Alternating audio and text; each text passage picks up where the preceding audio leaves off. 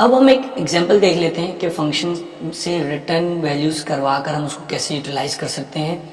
हमारे पास हमने अभी एग्जांपल बनाई थी इनपुट पास करने के लिए ग्रेड की, उसी एग्जांपल को हम रीयूज़ करेंगे और उसमें फंक्शंस में इनपुट लेकर फंक्शन से रिटर्न किस तरीके से करवा सकते हैं ये देखते हैं। ये एग्जांपल हमने अभी बनाई थी इनपुट के लिए फाइंड ग्रेड, उसमें स्कोर पास होता है। जब स्कोर पास होता है तो जो भी फंक्शंस के अंदर बिजनेस लॉजिक है वो एग्जीक्यूट हो जाती है। अब मैं एक और फंक्शन बनाने जा रहा हूँ इसी कोड में, फंक्शन कैलकुलेट स्कोर। ये फंक्शन क्या करेगा, इनपुट लेगा सब्जेक्ट्स का, sub1 sub2 sub3, 3 इनपुट लेगा, यानी कि इसके पास 3 स्कोर आएंगे और ये कैलकुलेट करके रिटर्न करेगा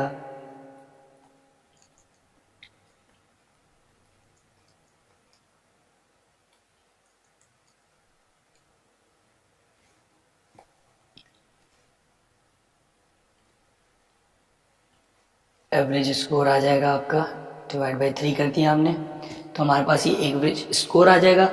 उसको अब हम फाइंड ग्रेड में पास कर सकते हैं कि जो भी स्कोर आया होगा। अब इसे कॉल कैसे करेंगे, ये दो फंक्शन बन गए, इन दोनों फंक्शन को हम इंडिविजुअली पहले हम कैलकुलेट स्कोर को देख लेते हैं।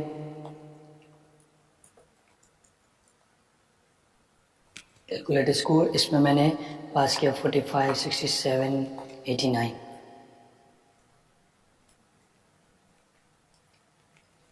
इस तरह इस फंक्शन को मैंने 2 बार कॉल कर लिया।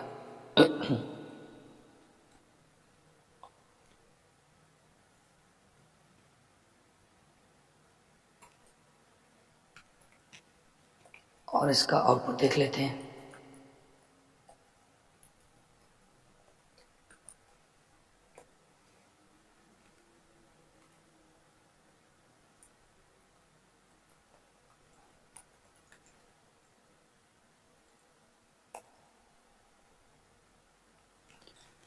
स्कोर 1 और 2,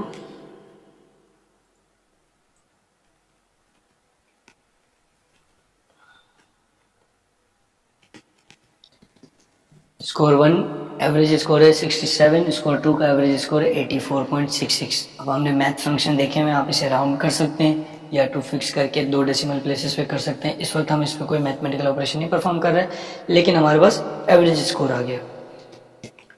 अब हम इस स्कोर को पास करेंगे फाइंड ग्रेड के फंक्शन में।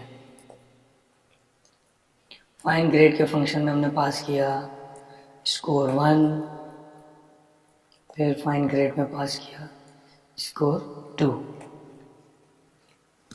तो जब पहली दफ़ा स्कोर 1 पास होगा फाइंड ग्रेड में, जो कि हमने देखा था हमारे पास 67 था, तो 67 जब पास होगा तो क्या ग्रेड बनेगा, और 84 पास होगा तो क्या ग्रेड बनेगा।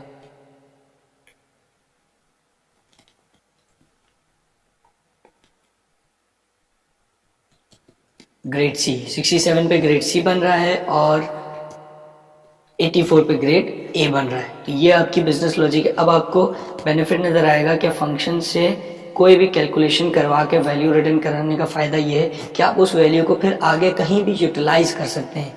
जैसे आप उसको यूटिलाइज करना चाहें आप उसको यूज़ कर सकते हैं, रीयूज़ कर सकते हैं, उनकी वैल्यूज़ को कहीं भी पास कर सकते हैं और आप मल्टीपल एक्शंस ले सकते हैं अगर फंक्शन वैल्यू रिटर्न कर रहा होगा। तो जनरली आप कोशिश करेंगे कि आपका फंक्शन कोई वैल्यू रिटर्न करे ताकि आप उसे यूज़ कर सकें अपने किसी भी दूसरे फंक्शन के इनपुट के तौर पे या कोई भी एक्शन परफॉर्म करने के लिए।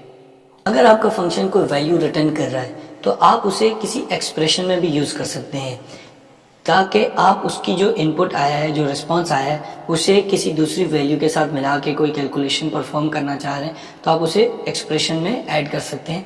जैसा कि आप यहाँ पर देख सकते हैं हमने एक मल्टीप्लाई का फंक्शन बनाया है, उसमें 2 वैल्यूज़ हैं, वो मल्टीप्लाई कर रहा है और वैल्यू रिटर्न कर रहा है। जब हमने इसे कॉल किया मल्टीप्लाई 3,4 हमने पास किया तो मल्टीप्लाई करेगा, लेकिन साथ ही +5 लिख दिया है। अब होगा ये कि जब मल्टीप्लाई का फंक्शन कॉल होगा ये एक्सप्रेशन पूरी फंक्शन +5 ये एक एक्सप्रेशन है और expression left to right execute होती है। तो सबसे पहले ये फंक्शन चलेगा, मल्टीप्लाई का फंक्शन कॉल होगा, उसमें इनपुट जाएंगे, जो भी एग्जीक्यूशन है वो एग्जीक्यूशन होगी, उसका रिस्पॉन्स आएगा, जो रिस्पॉन्स आएगा वो प्लस हो जाएगा 5 के साथ। तो आप फंक्शन को एक्सप्रेशन में कहीं भी ऐड कर सकते हैं ताकि उस पर कोई कैलकुलेशन या कोई लॉजिक अप्लाई करनी हो तो आप इस तरीके से कर सकते हैं कि आपने जैसे यहाँ पर हमने किया, फंक्शन कॉल किया और उसको में जो भी रिस्पॉन्स आया उसमें +5 कर दिया, तो जो भी कैलकुलेशन होगी वो एक आउटपुट देगी, सम हो जाएगा और उसका रिजल्ट जाकर वेरिएबल में स्टोर होगा। ये एक और एग्जांपल देखें, आपने मल्टीप्लाई और सम का फंक्शन बनाया है, लेकिन सम के फंक्शन के अंदर आपने मल्टीप्लाई का फंक्शन कॉल किया। ये एक और एग्जांपल है, इसमें हमने एक मल्टीप्लाई का फंक्शन बनाया है और एक सम का फंक्शन है। मल्टीप्लाई का फंक्शन 2 वैल्यू ले रहा है, उनको मल्टीप्लाई करके रिटर्न करता है। सम का जो फंक्शन है वो जब 2 वैल्यू लेता है तो पहले उन 2 वैल्यू को एक और फंक्शन में जो कि मल्टीप्लाई का फंक्शन है उसमें पास करता है, उस पर समेशन अप्लाई करता है और फिर रिजल्ट आउटपुट देता है। तो इस एग्जाम्पल को देखें, मल्टीप्लाई का फंक्शन तो नॉर्मल है, दोनों को मल्टीप्लाई कर रहा है। सम का फंक्शन क्या कर रहा है कि दोनों वैल्यूज को ले रहा है, मल्टीप्लाई में पास कर रहा है, जो रिजल्ट आ रहा है उसको b से प्लस कर रहा है और वो रिजल्ट फिर रिटर्न कर रहा है बाहर। तो अगर आप देखें तो पहले तो दोनों फंक्शन डिक्लेयर हो रहे हैं, लास्ट लाइन में एक वेरिएबल है टोटल इक्वल्स टू सम 3,4 + 6। तो अब होगा ये कि पहले सम का फंक्शन कॉल होगा और उसमें 3 और 4 पास हो जाएगा, यानी कि सम के पहले आर्ग्यूमेंट a में 3 चला जाएगा, दूसरे में b में 4 पास हो गया। जब फंक्शन कॉल हुआ सम के अंदर, अब इसने कोई भी लॉजिक जो चला रहा है उसमें सबसे पहले कॉल है मल्टीप्लाई के फंक्शन की कॉल।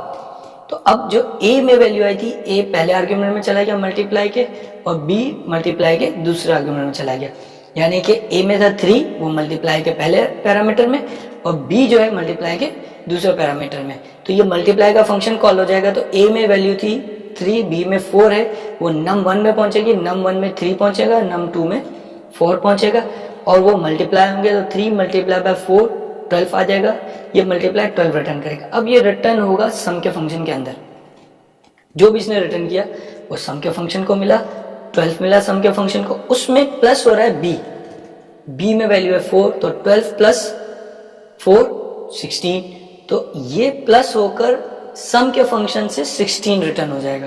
पहले मल्टीप्लाई ने रिटर्न किया 12, वो रिसीव किया सम ने और सम ने उसमें कुछ इंक्लूड करके रिटर्न किया 16।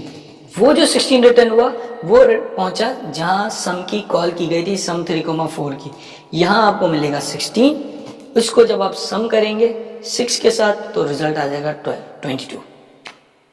ये एक और एग्जांपल है, इसमें भी मल्टीप्लाई और सम के फंक्शन है। फर्क ये है कि सम के फंक्शन में अंदर मल्टीप्लाई कॉल नहीं हो रहा है, लेकिन सम को कॉल करते वक्त जो पैरामीटर पास कर रहे हैं उसमें मल्टीप्लाई का फंक्शन कॉल हो रहा है। ये फंक्शन कॉलिंग हो रही है और उसका जो आउटपुट आएगा वो यूटिलाइज हो रहा है, तो जो रिटर्न में वैल्यू मिलेगी वो सम के अंदर पास हो जाएगी। इस एग्जांपल को देखते हैं, मल्टीप्लाई 2 वैल्यूज को मल्टीप्लाई कर रहा है, सम 2 वैल्यूज को सम कर रहा है, लेकिन लास्ट लाइन में हमने लिखा है what total equals to some और उसमें 2 आर्ग्यूमेंट पास होने हैं। तो पहले आर्ग्यूमेंट में आपने मल्टीप्लाई का फंक्शन लिख दिया है, दूसरे आर्ग्यूमेंट में आपने 2 लिखा है। तो मल्टीप्लाई का जो फंक्शन है मल्टीप्लाई 3,4, अब होगा ये कि पहले मल्टीप्लाई का फंक्शन कॉल होगा, उसमें पास होगा 3 और 4, 3 और 4 मल्टीप्लाई होकर रिटर्न आएगा आपके पास 12, वो पास हो जाएगा सम के पहले आर्ग्यूमेंट में, यानी कि a में पास हो जाएगा 3 और 4 का प्रोडक्ट जो कि 12। तो सम के a में मिलेगा 12, 2 सम के b में मिलेगा 2, तो 12 + 2 हो जाएगा 14। ये रिटर्न करेगा सम के पास, यहाँ पे टोटल के पास रिटर्न होगा और उसमें 14 में आप 6 प्लस कर रहे हैं तो एंड रिजल्ट 20 आ गया। इस तरीके से आप फंक्शन को मल्टीपल टाइम मल्टीपल प्लेसेस पे एक्सप्रेशन में यूज कर सकते हैं और जहाँ जहाँ आपकी एक्सप्रेशन है वहाँ पर फंक्शन को कॉल किया जा सकता है, फंक्शन के रिटर्न को यूटिलाइज किया जा सकता है।